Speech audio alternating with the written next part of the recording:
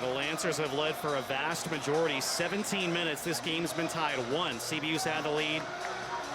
The rest of the time, they've had a lead by as many as 10. That was 16-6. It was 16-6 for like, I don't know, 25 time. minutes. 2.5 minutes, yeah. 2.5 minutes on the court, but it felt like about 30 minutes in real time. The UCI 10-2 on the year. They started 9-0. It was their best start in 40 years. Go back to the 1981-82 season. The last time UCI started 9-0. They were receiving votes in the national poll at that point. What a pass there by Hone, deflects out of bounds. Ball stays with UCI, 6 on the shot clock. You know, that's pretty impressive, their best start, you know, in 40 years. 40 years, that's crazy because they've had such good success there. Shea, UCI's got to hurry. Dixon kicks it out to Tillis with 1, and he gets it. They're going to review it, I think. Boy, he has had a tough night, Tillis, and you get a shot to fall like that, it could just kind of break the ice for you, you know, because every shot he's had has been at the rim and contested hard, and just hasn't fallen in for him. We'll get another look at it. I think he got it off. It looks like he did. Boy, that's close. Look at the top right portion of your screen. The red light on the hoop didn't go. Yeah, which makes it even more difficult for us.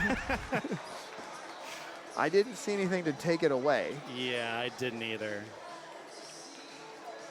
Oh, the ref has a chat with Russell Turner. It does count. It's gonna count. What a shot by Tillis. Yeah. He averages 12, almost 13 points a game, 12.8. Shooting 64% on the season. Yeah. Yet he's just 2 for 9 tonight. That's what I'm saying. He's had some good looks. They just haven't fallen. And like I said, sometimes it's just one shot like that makes all the difference. UCI sticking with this 2-3 zone, which is really interesting. Daniels an air ball on the 3. That's pretty incredible. 64%, second in the Big West, which is also kind of strange with that number being second in your conference in shooting. But yes, he is a shooter for sure. He's just struggled so mightily tonight. Hone with the ball, plays to Tillis, straight away 3, off of the iron. We can't hit back-to-back. Braun, he's had a tough assignment tonight, going up against Bent Leuchten. Musa, the catch and shoot. A deep 3 is a swish. You know, the Lancers started the game off with a couple threes, and then it feels like that shot just hasn't been there. You know, so maybe that's a good start for Musa.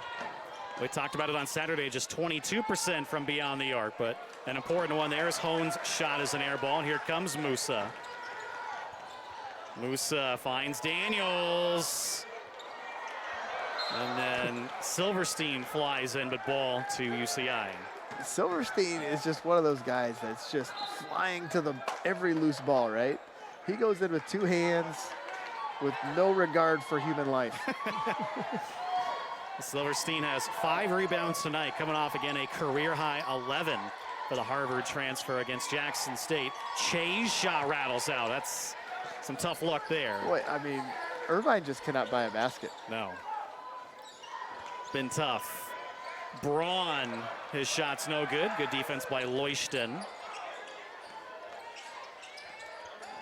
Tillis, and he might be the man to get going for UCI. What a pass to Hone. Leuchten gets the swirl. That was a tough one for him, about a foot away from the bucket that time. He's really stretching his range there tonight. I mean, you're right, because I think every shot he's had has been within like 6 inches of the rim. And Braun draws a foul.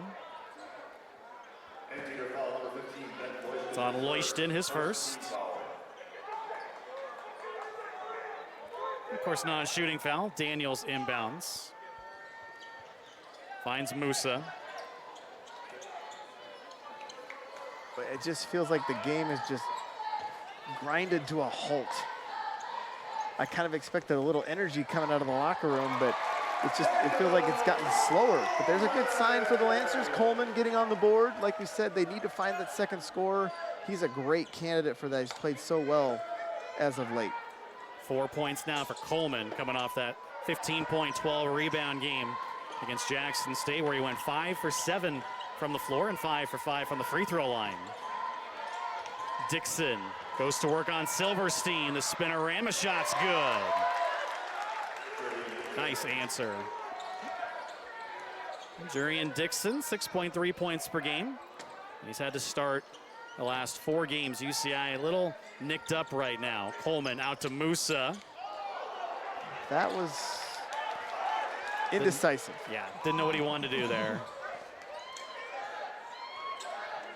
UCI is also without Langston Redfield, who has a torn ACL. He's done for the year.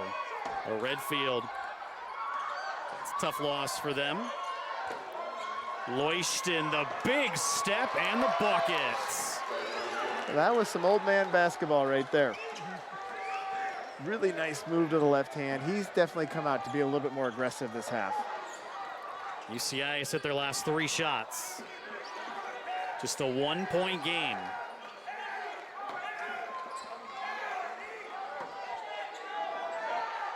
Musa runs the offense to Silverstein. Coleman, the reverse, bounces out, rebound Tillis. UCI trying for their first lead of the night. Dixon gets it done. There's the rare transition opportunity right there. Coach Croy does not like what he sees. Going to call the timeout. See if we can get things rallied here coming out of the timeout. Lancers' second timeout used. Look at that move by Jurian Dixon. The UCI has their first lead of the night. Back in a moment. Well, welcome back to the Fowler Events Center in Riverside. Alongside the coach, Jared Olson, I'm Travis Van Ode. Good start for UCI, leading the Lancers 10-5 so far in the second half. Well, we finally had some baskets, which has kind of been nice. Just to kind of get a little bit of flow going into the game. We were struggling for some offense in the first half, but both teams came out the second half with a little bit of fire to them, and I think we're in for a great game. This is the UCI team I think we thought we were going to see tonight. Yes. Different team coming out of the dressing room. Yeah, well, UCI 6th in the College Insider mid-major poll, by the way. UC San Diego is 10th, so in Big West, good conference this year. I mean, you said they were 12th in the rankings. That's pretty impressive. We'll see how the Lancers respond as UCI has their first lead. Musa, wide open 3. Got it. He might be that second scorer for the Lancers. That's 2 threes for him. He played really under control. He had the turnover a couple possessions ago, but rallied behind that, and kind of recovered, and looks like he's going to have a good second half. Musa now 3 for 3 from outside the arc. Dixon kicks it out to Tillis. Hone with 10. Tillis, the area feed for Leuchten, but the shot rolls out. Tillis now straight away. Too strong, but it bounces in. Well, I said he had that basket that just kind of went in early in the half, and it just seems like he might have a little bit more confidence, because he really struggled in that first half, and that's the kind of guy you don't want to see, get a little bit of confidence on the offensive end if you're CBU. Musa from the logo, short. Oh, he's confident. Che the other way. And the putback by Dixon, no good. Missed opportunity in transition for the Anteaters. CBU doesn't take advantage of it coming the other way. I thought Don might look to push and make something happen there. Daniels to Musa. Around the pick of Silverstein. Blocked by Leuchten. Well, there you go. Yep. That's the matchup we've been looking for. Yep, Goliath beat David on that one. Dixon wide open. Nope. But Coleman tips it up. Well done. Great rebound by Kendall there. I mean, he had a little undersized against Leuchten. He just out-jumped him and outworked him for it. That's 8 rebounds now for Kendall. His season average, 2nd in the WAC in rebounding. Daniels lets it fly. Got it! The game has a little bit more juice this half, Travis. Much better. Che.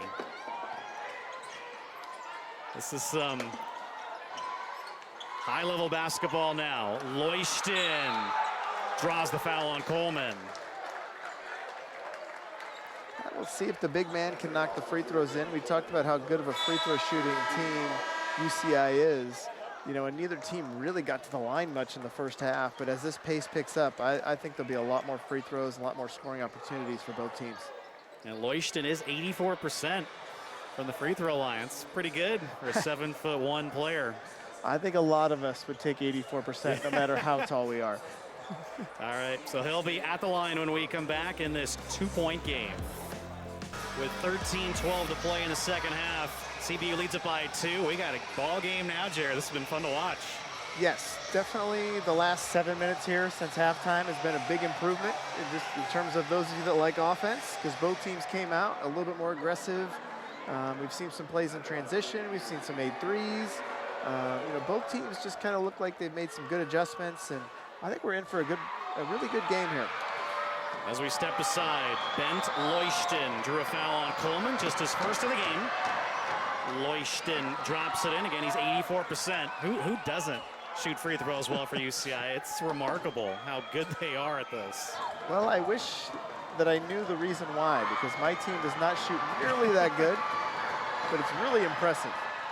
He gets them both. Evans comes back in for Leuchten, so he gets a bit of a break. Lancers so far 3 for 6 from outside the arc. 3 of their 4 made shots from distance in the second half. UCI shooting better as well. We've seen 10 free throws in this game now. All of them have gone in. 6 for UCI, 4 for CBU. Well, I mean, we got 13 minutes to play here. We are dead even. Silverstein loses the ball, and UCI has possession. And that right there has been the story for CBU. I mean, they just keep turning the ball over. You know, I think it's just been the Achilles heel so far, you know, for them coming back after Christmas.